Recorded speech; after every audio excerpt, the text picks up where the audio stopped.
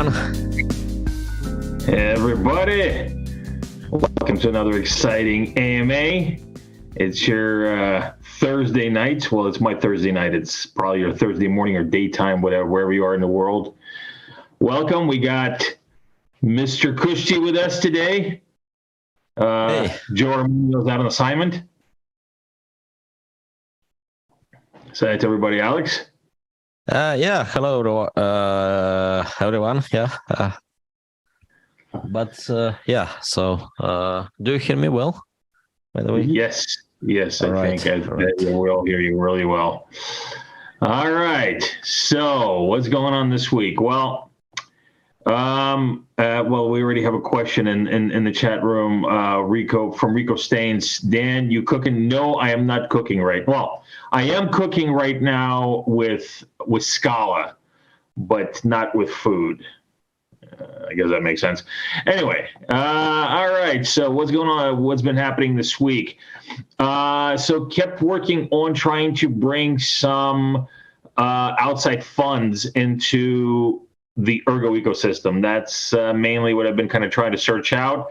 I believe that it's really, it would make a big difference for us because there's projects in the Ergo ecosystem that could really benefit from having access to, to funds. And plus, I think, if there is capital coming in to invest in the Ergo ecosystem, there is going to be more projects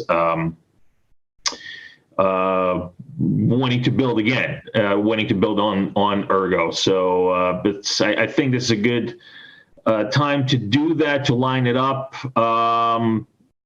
Just because, we're going to come out of this market pretty soon. And this is the time to build this kind of stuff. So there is also some activity on exchange listings, although it's been pretty quiet right now because of all the different turmoil, amongst all the exchanges. But I've spoken to a couple of exchanges about listing us. It's just a matter of viability right now. Basically, we need to make sure that if we can spend money, it's money well spent. And so one of the main things that I'm really trying to focus on right now is getting a US-based exchange to list, or one available in the US to list Ergo, to give access to Ergonauts, for just general, for people to be able to do fiat to Ergo in the US. So that's underway. Just in general, I've been kind of going through the open source libraries that are in our tool chest, and kind of been doing a little bit of my own notes on what we might want to tweak, what does work, and maybe how to package it better for the dev community, because we also are trying to bring more devs into the ecosystem. And so that's also going to be done through other education courses that we're currently working on right now, as well as the beginner course at SWU. Just all in all, it's been an eventful week. Again, it's a bear market week, so we're investing into the long term sustainability of the ecosystem. What about you, Alex? What have you been up to? Watching for the ecosystem, a lot of exciting things going on. Rosen Bridge now in public beta, so you can try it. You can transfer Ergo commit tokens to Cardano, and ADA or Hosky token from Cardano to Ergo blockchain. A lot of developments in regards with the node development.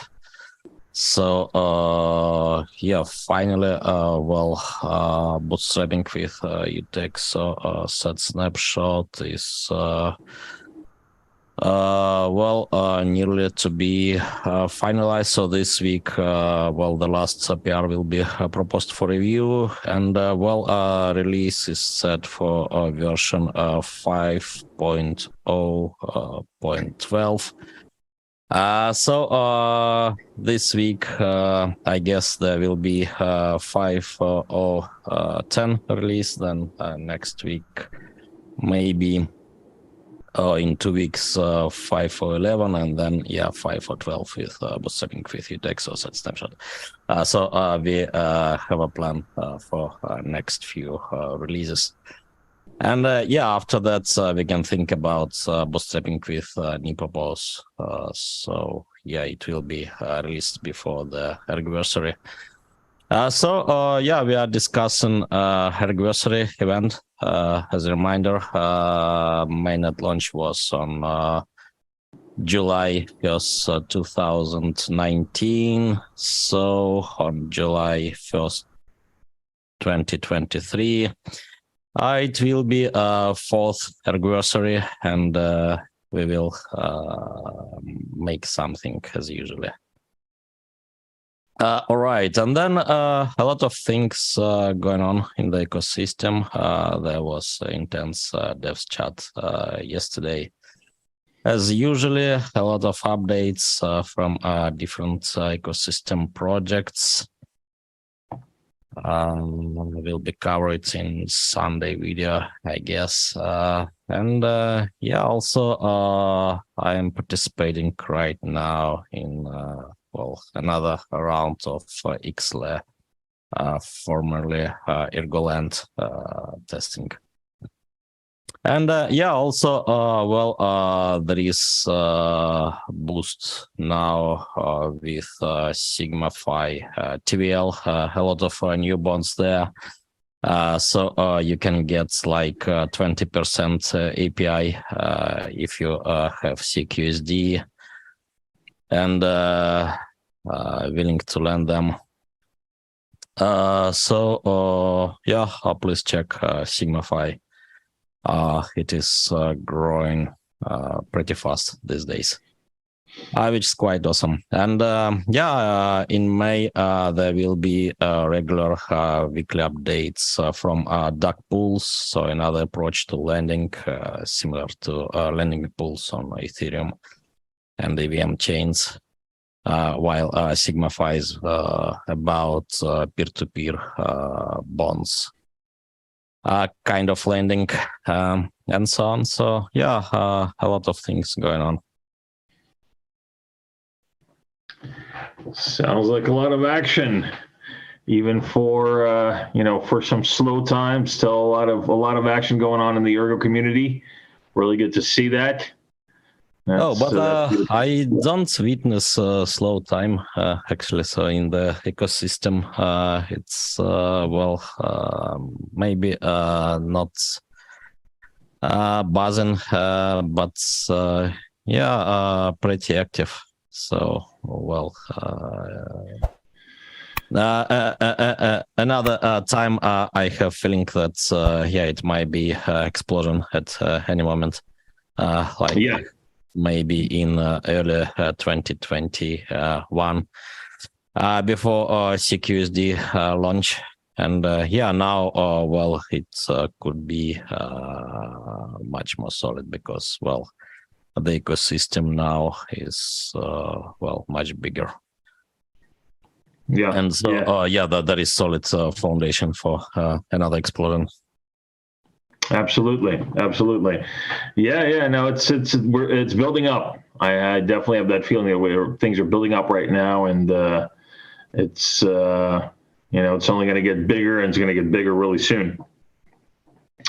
All right, so let's get to some questions here. Okay, so here's a good question to start with for Alex. So can you summarize Lithos and how it works across chains and lending?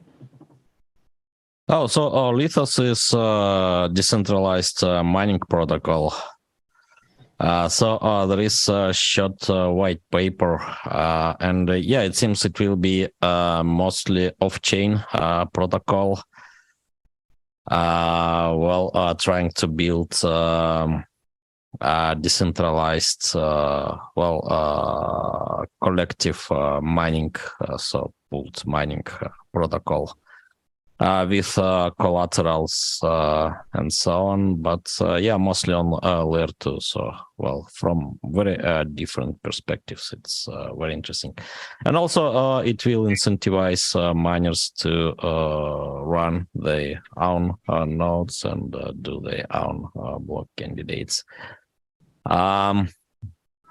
which could be much more interesting with storage rents coming into play in next few months. So yeah, smart miners will earn more. Well, I guess they already can earn more via different techniques, but miners are lazy. So with storage rent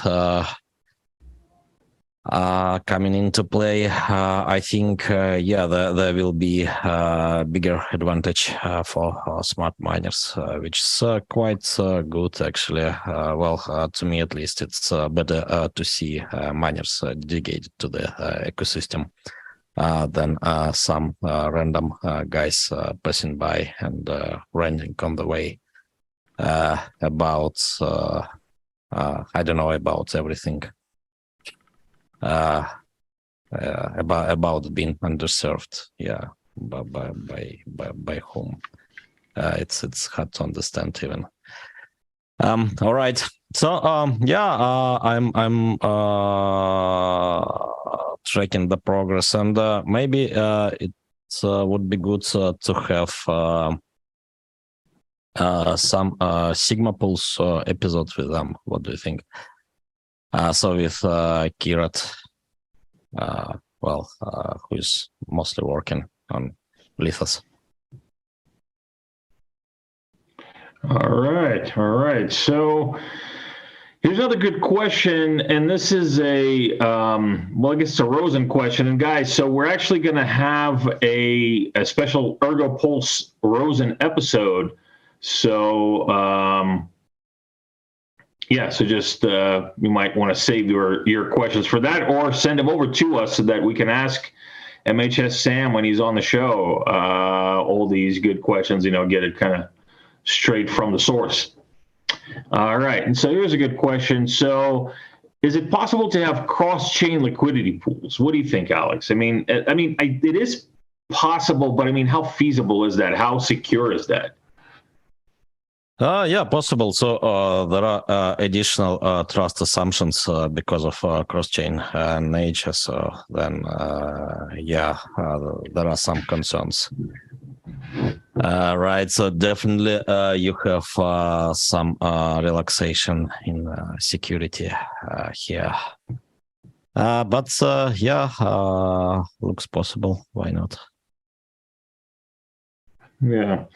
My main concerns would be about security, because when you do cross-chain liquidity, you're basically taking on security assumptions from another chain, so you don't have as much kind of control over what happens there. And I mean, it could potentially be more secure with Rosen, but again, it's not a kind of a simple matter. All right, let's get something else going here. And so here's another good question, actually, for Alex. So what are your plans for Ergo after 2024? Oh, I don't know. Probably the same. More of the same, yeah. Yeah. Any specific plans? Any things that you hope to accomplish in the next couple of years, or? Yeah, I don't know. So probably the question is about some old commitments I made to work till 2024 at least. But yeah, after 2024. So that was about July 1st, 2024. So the 5th anniversary. But yeah, after that, it would be the same probably. So, well, a lot of things to do all the time. Yeah, yeah. It never stops. The work it just keeps going. Let's see. Yeah, so even describing the current protocol, so, well, I'm always trying to find time to, well, explain in details what's already done to the moment, right? So maybe it would be good to find time on that at some point, like 2 or 3 months, just to write specifications, maybe articles, maybe do some videos and so on, right? So I mean, to stop write any new code and well, explain in details what's behind different design choices, right? All of them were made for reasons, and yeah, so sometimes it's not maybe explained in detail, so sometimes it's explained in form of communication, which is not quite accessible at the moment. So I need to find maybe some old posts or conversations and just publish them. Right. So, okay, well, let's see.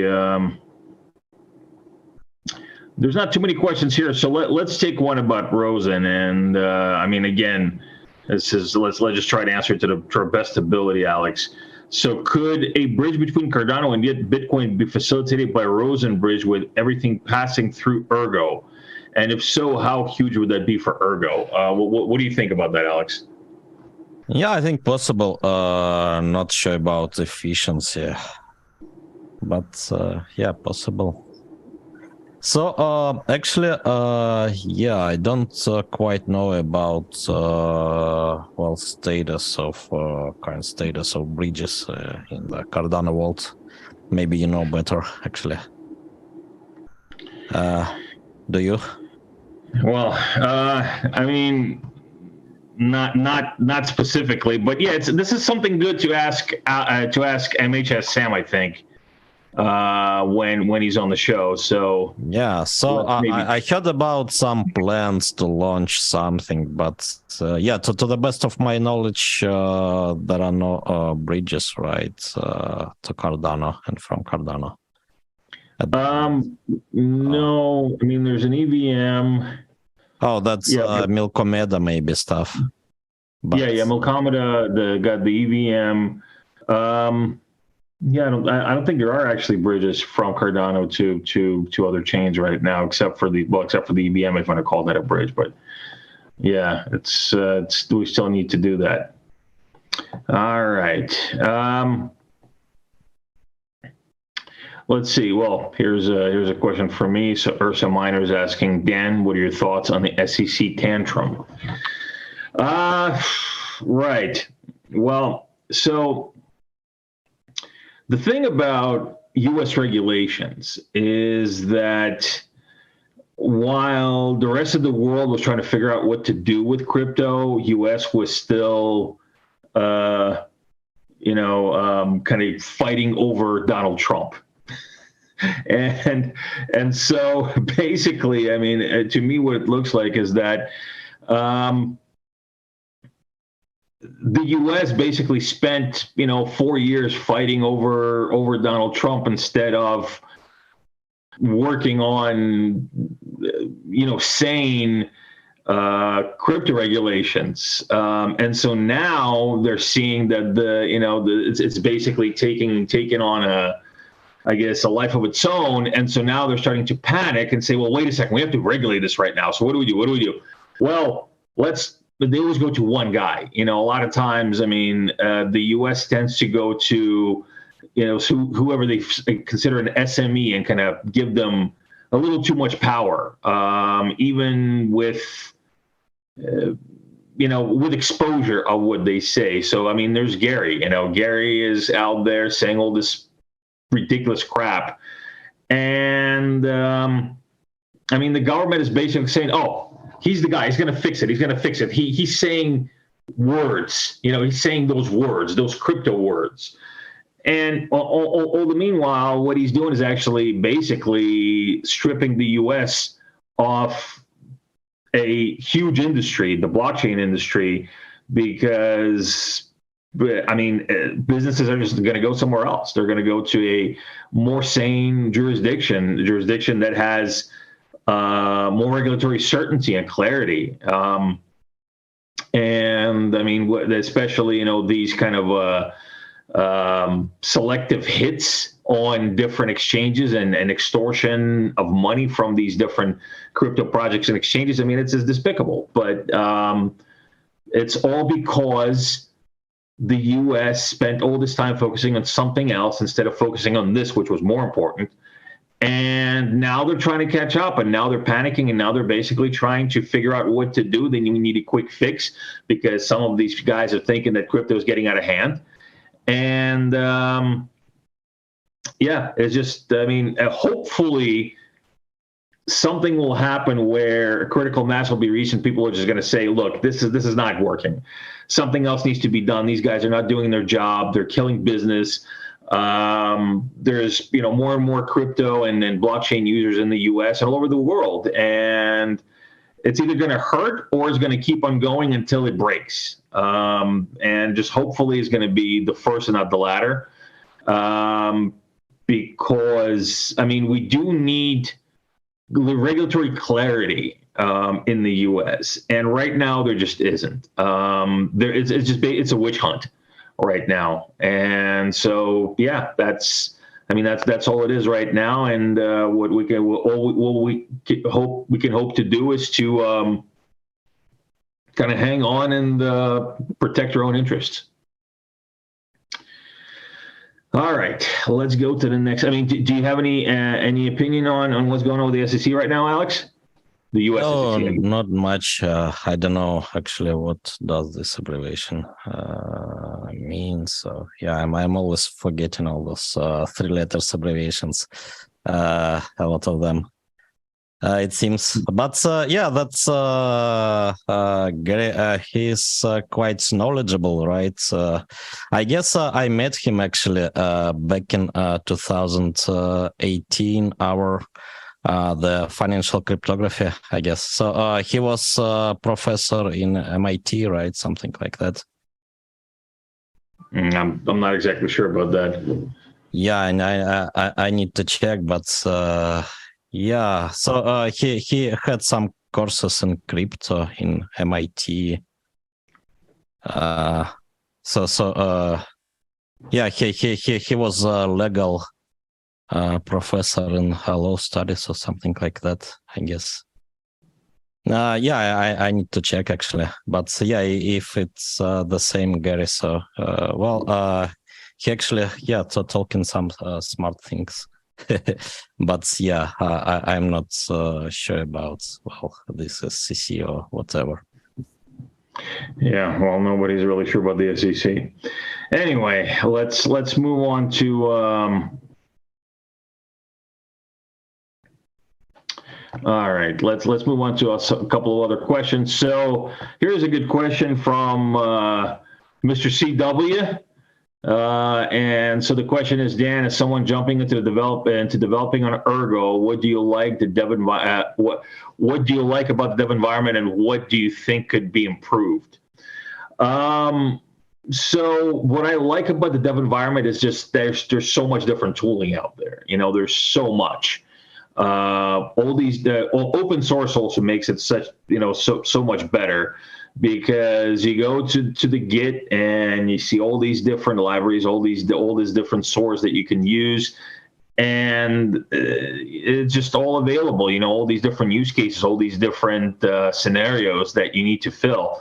Like for example, right now I'm designing the traceability component of Palmyra, and soon we'll be working on the NFT transfer and storage. So basically, the NFT that's going to be tokenizing the real world asset is going to have to be stored somewhere like any NFT would. And so for that, I am most likely going to be utilizing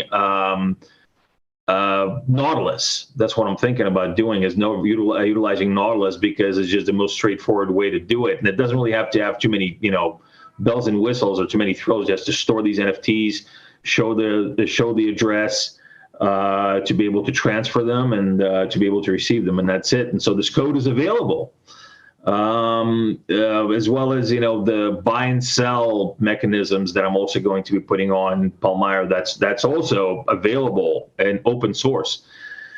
Payments, instant payments, just regular. I have to build a wallet. It's also available.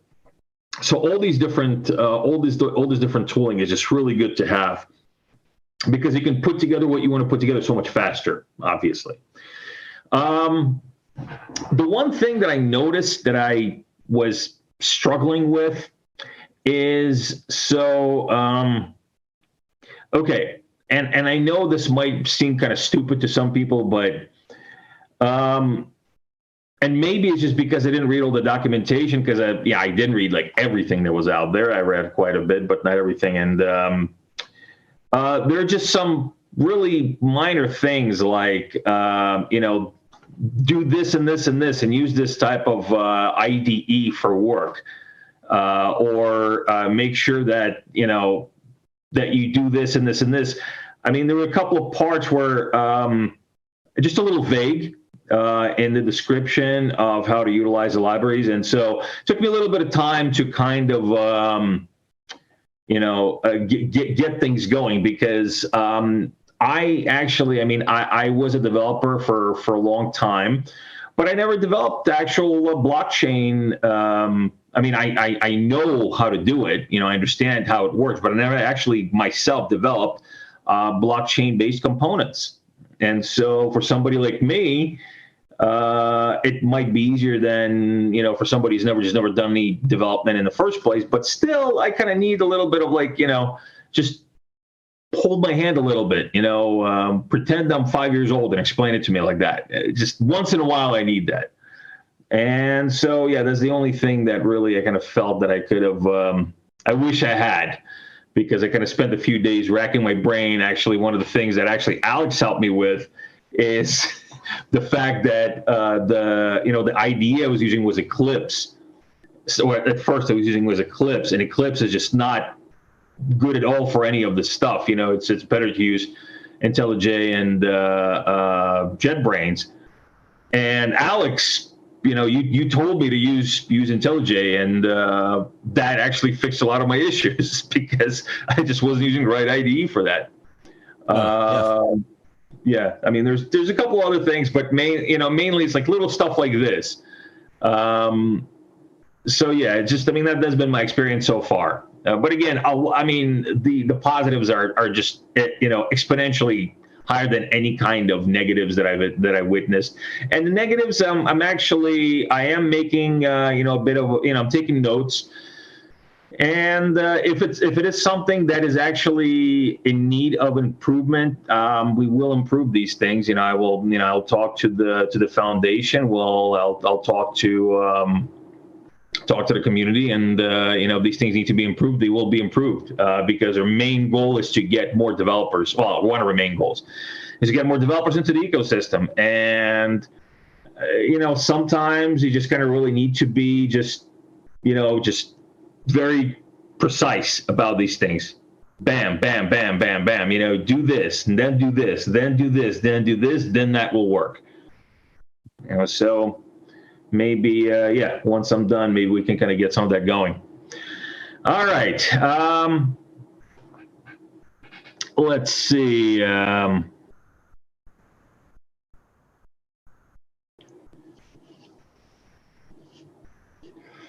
Let's see.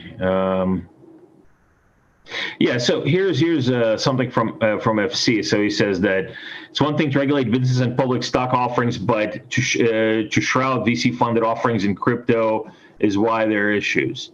I'm not saying that crypto is innocent.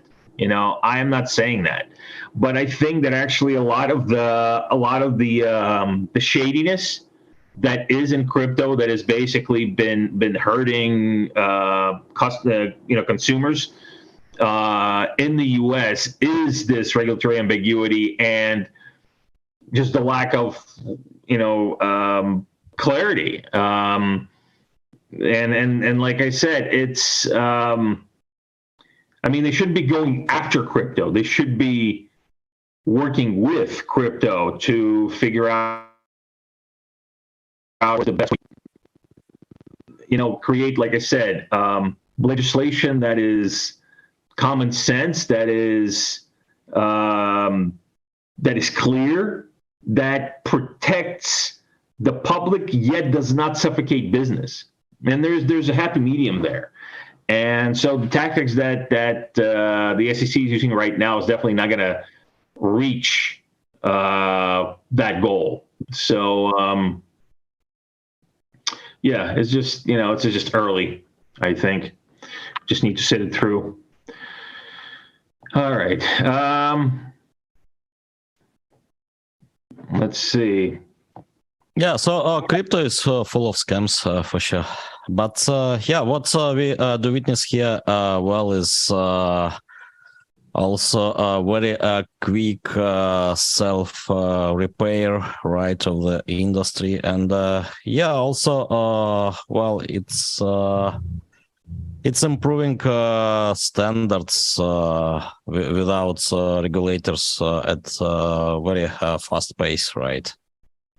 The current environment is very much different from 10 years ago. I mean, totally different, and it changed a few times since 10 years ago. And so it's quite amazing how quickly it evolves. Maybe scams also evolving. So, yeah. There's actually a good question here from Wendy Moon. So Wendy's asking, is it a good thing or a bad thing that person A could spend a lot of time making something useful, open source it, while person B could spend all their time on only marketing and wait for the code? So, this is something that, people, including myself, when I first started working with open source, many, many years ago, I started thinking about this. Why is somebody doing all the work and all these other people are just using the code and it's all free? Why? There could be somebody out there that does that. Somebody's going to wait for the code and then they're going to take the code and they're going to copy the Git and then just rebrand it and put it out themselves. But the thing is that, first of all, open source is meant to always evolve, right? It's not just one person or one team that does it and it's done. Sometimes it works like that, but really the whole purpose of it is you put open source out there and then somebody will use it and they'll add their own thing to it. And so on and so forth, and then another team will use it and they'll add their own components to it. And then somebody, and so the library will really grow and become more robust. And so, that is the whole point of it. Can somebody just take that and copy it over and call it their own? They could. Number one, how would that look for them? It's not going to look good because it's going to be obvious that they took the code and they just basically just repackaged it. That's number one. Number two, you can only do that for so long because code always evolves. So, sooner or later, people are just going to realize that you're grabbing somebody else's code and not really doing any work. And so it's not a sustainable thing, right? So a more sustainable thing is growing the code base through different usages, through different teams kind of working with the code and adding their own. And so, these actors could be in there, but I think in the long term, a lot of these actors, they just don't survive because the ecosystem is just not built for something like that. It's built for, like I said, at kind of a more of a grassroots and organic growth. Right. So what do you think about that, Alex? What do you think about, say, if somebody has, wrote some open source, put it up on Git, and then somebody else just kind of took it, rebranded it, and tried to sell it. Yeah, so well, this is quite old problem in the open source. So even before blockchains, there were very hot debates when, for example, Linux community realized that Google Corporation is selling services using Linux for free on servers where services are running. So they patched some licenses as far as I know, but yeah, I forgotten that story. It was like 15 years ago. So yeah, there are a lot of licenses. So sometimes you cannot easily just rebrand and sell, right? So it's prohibited by most of open source licenses. But yeah, I'm releasing everything under kind of public domain license, so you can do whatever, even rebrand and resell.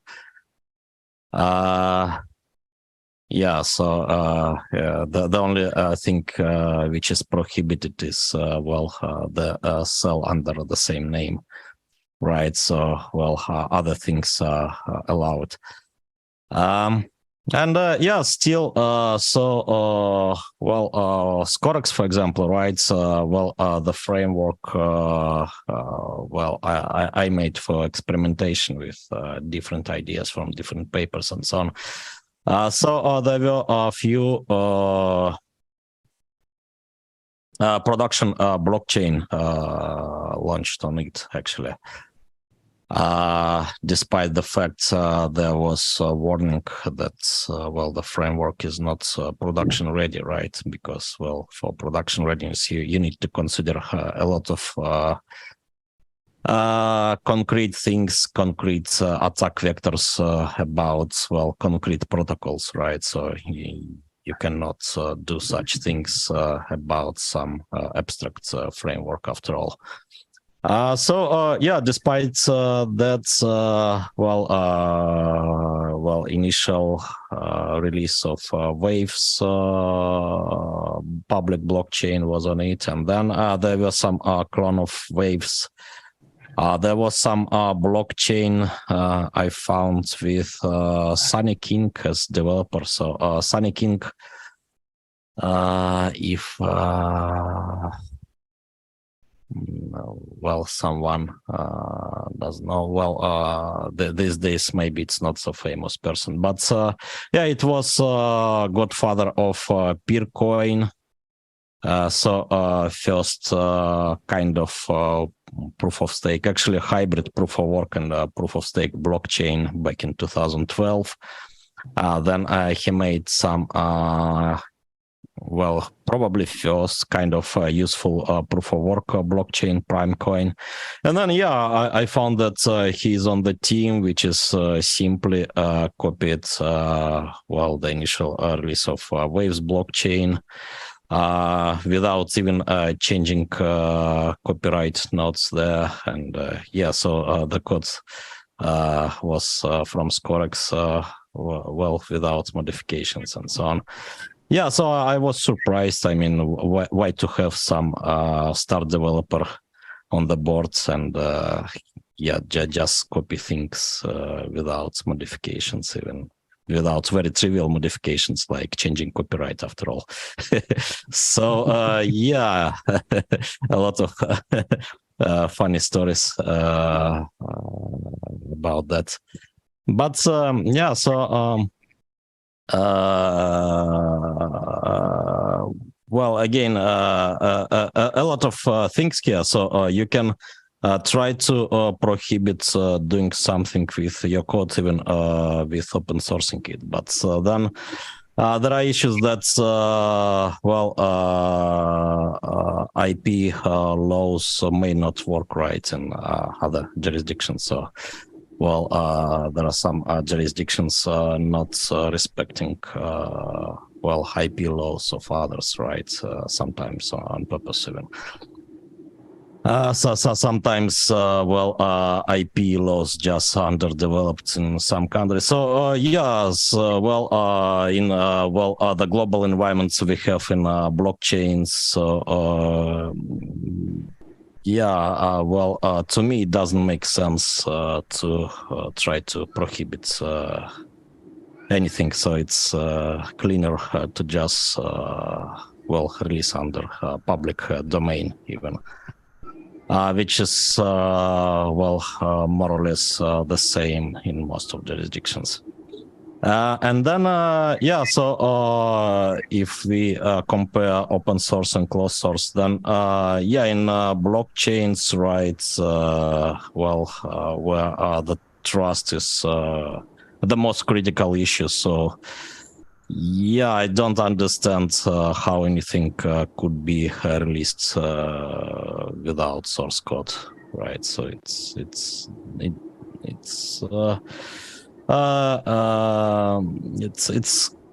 kind of breaking everything, right? So I mean, the blockchain is about avoiding any trust, right? And if you are releasing something without source code, then you are breaking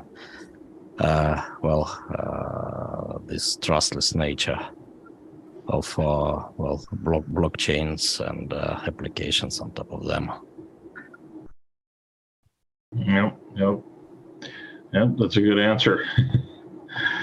All right.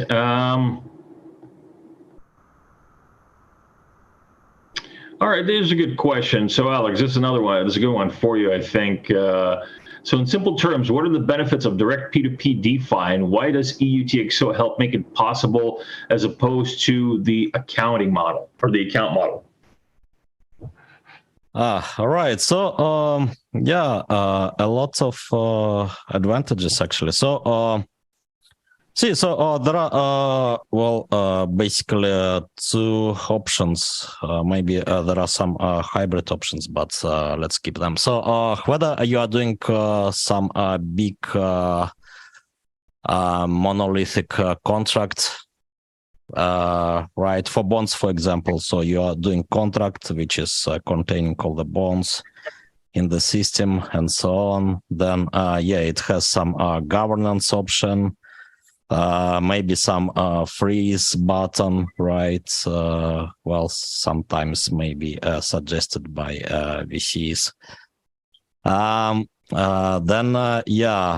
It may have a rug pull option. It may have a lot of things, so it's quite complex. So it may have bugs, right? It may have unexpected interactions leading to some economic attacks, such as flash loan attacks, and so on. So in this regards, it's the approach which is feasible for EVM contracts, but it's prone to many failures of different kinds. And then, we can have peer-to-peer contracts, right? So if, we take bonds as an example, so then it's simple. So I'm just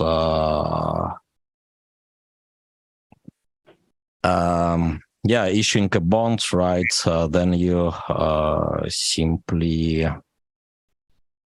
lending, right? Providing funds to these bonds.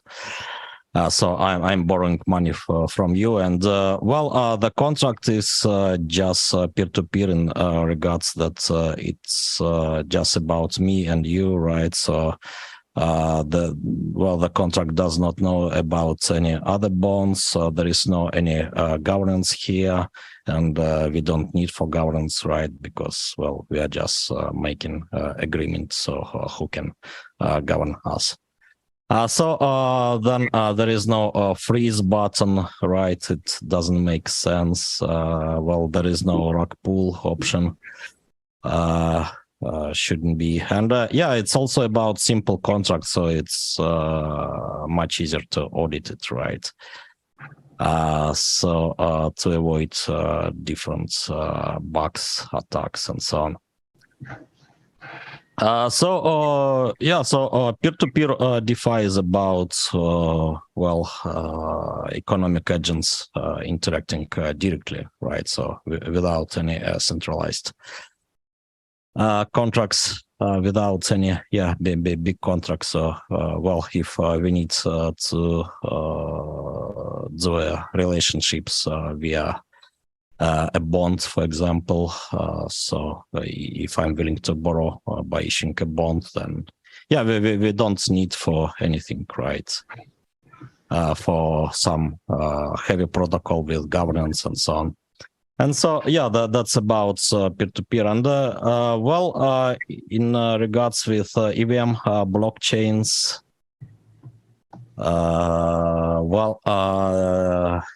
usually it's about big monolithic contracts, because peer-to-peer options are just expensive in case of EVM blockchains. In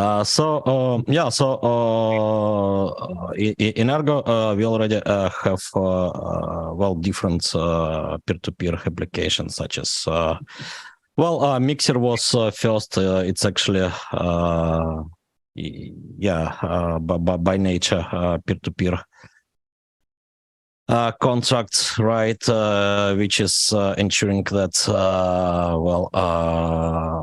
outputs has outputs satisfying some conditions in regards with inputs, and those conditions are actually forming a mixing contract.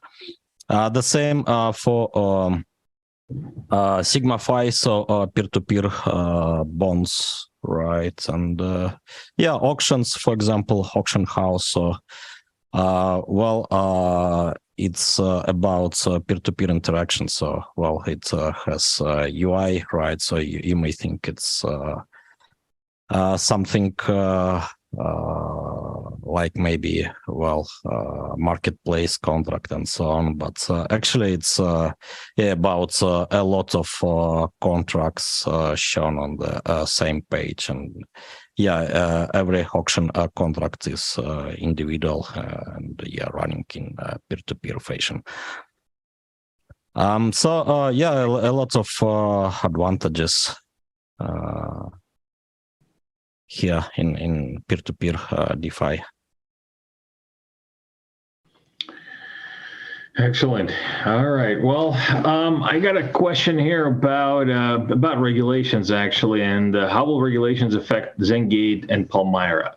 So, regulations is kind of a broad term. I mean, we're talking about U.S. regulations. We're talking about regulations in the jurisdictions that we're going to be operating in. I guess the answer to that question is it depends on the jurisdiction. Like, for example, in Sri Lanka right now, we're actually working with the regulators, and we're going to be continue working with regulators to have regulatory clarity and to basically make sure that regulations are abided by, and also if regulations or if processes are outdated, to encourage change. So that's just been what we've been doing so far in the jurisdictions that we're in. But really, it's just a matter of just which jurisdiction are you talking about. Pretty much every single one is going to be different. And pretty much in every single one, we're going to use our middle out approach, where we basically work with the regulators and we work with the organizations in the industries that we're targeting to really understand what the landscape looks like, and to make sure that when we operate in that jurisdiction, we're operating without basically being under the risk of being legislated out of the jurisdiction, which is quite possible if you're not careful. So yeah, well, Zengate is incorporated in Ireland, so of course we're going to abide by Irish regulations.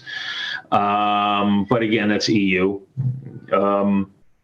And yeah, but with Palmyra, we're just making sure that wherever we are, we understand the regulatory makeup of that particular place that we're doing business in. So I hope that answers your question. All right, let's see. I think. Okay, well, so here's a little follow-up. So aren't you selling tea internationally? Yes, and which is why we're not only working with Sri Lankan regulators. I mean, we're basically working across the entire chain. And I mean, a lot of times, well, for things like, say, tea, there is quite a bit of regulatory clarity on that. You know, it's nothing, I mean, it's the actual sale and export of tea is not a new thing. What's new is how we are going to go about it, how we're going to go about basically handling the commodities that are being traded and bought and sold on Palmyra. So yeah. I mean, with tea, we work with the industry. We understand what the regulatory makeup is on all different sides. You know, on the U.S. side as well as on the Sri Lankan side, or wherever else, the UK, the EU, whatever.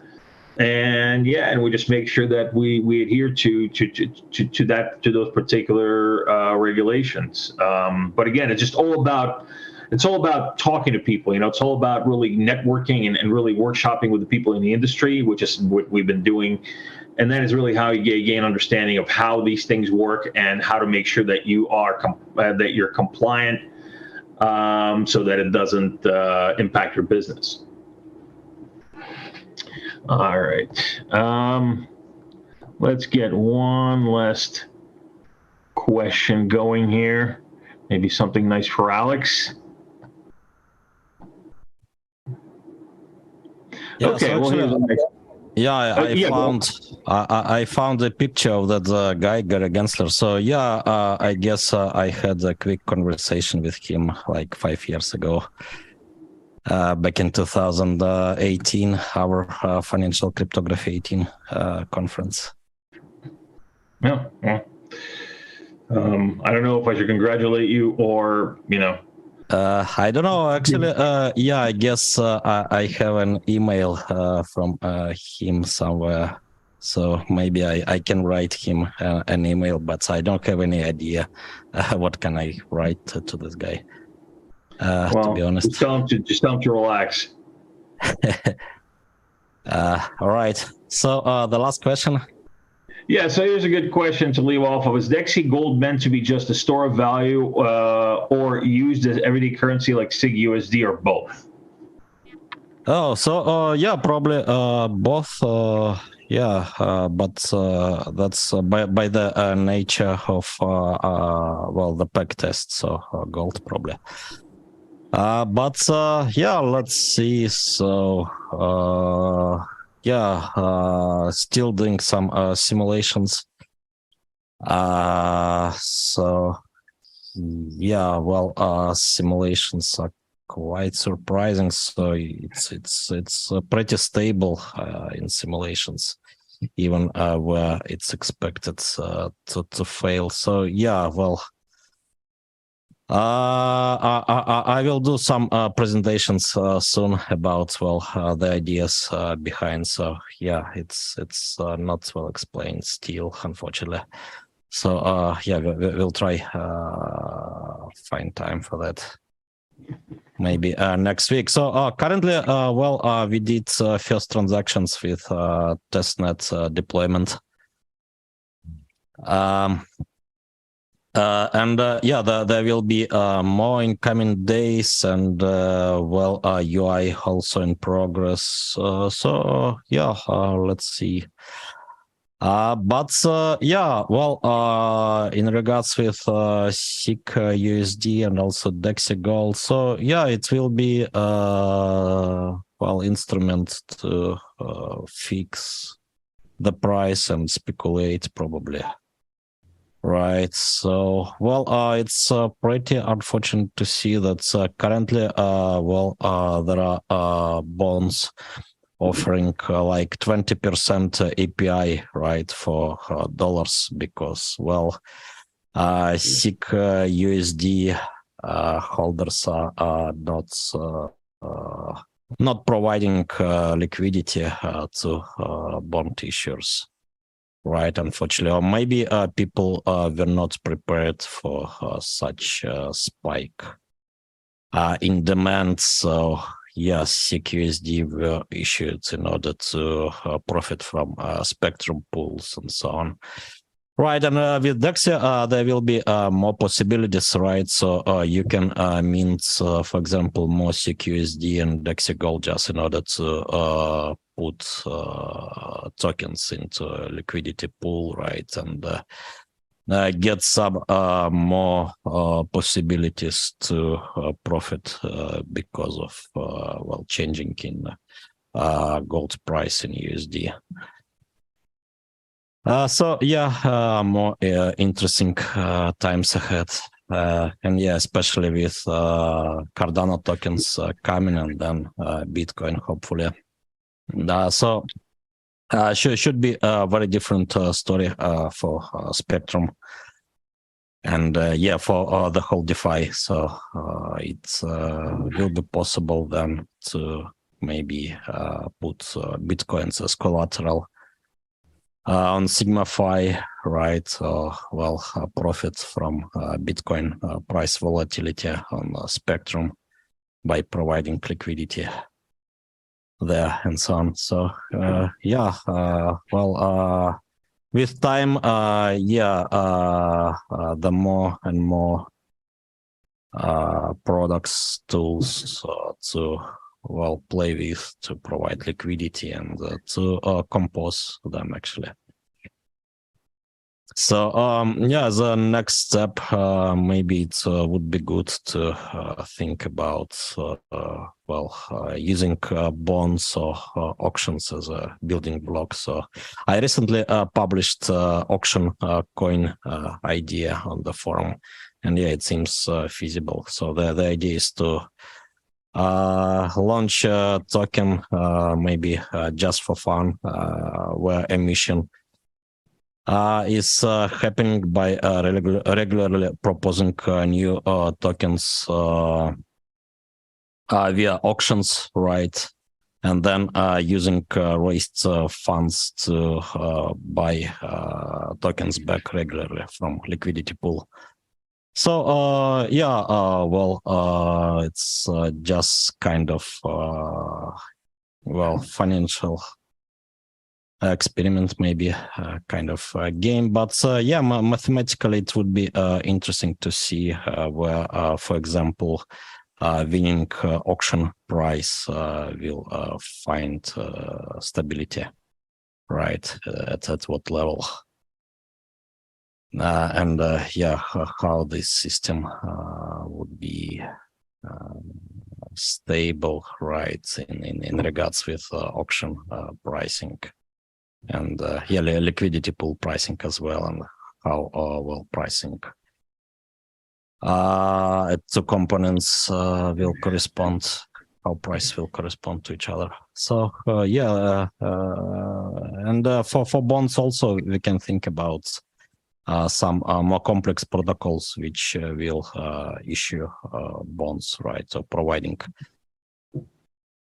funding via bonds to other projects. For example, some DAO maybe which will provide funding, right, and then paying out profits to its investors, DAO investors, and so on. Yeah, as PyDAO is also on the way. So with DAOs and more financial tools and so on. So yeah, it's quite interesting. Quite interesting times are coming. All right. Well, I think this is a good place for us to say good night or good evening or good morning. wherever you guys are. So yeah, once again, thanks for joining, and we will see you next week. So long. Thank you, everyone. Bye.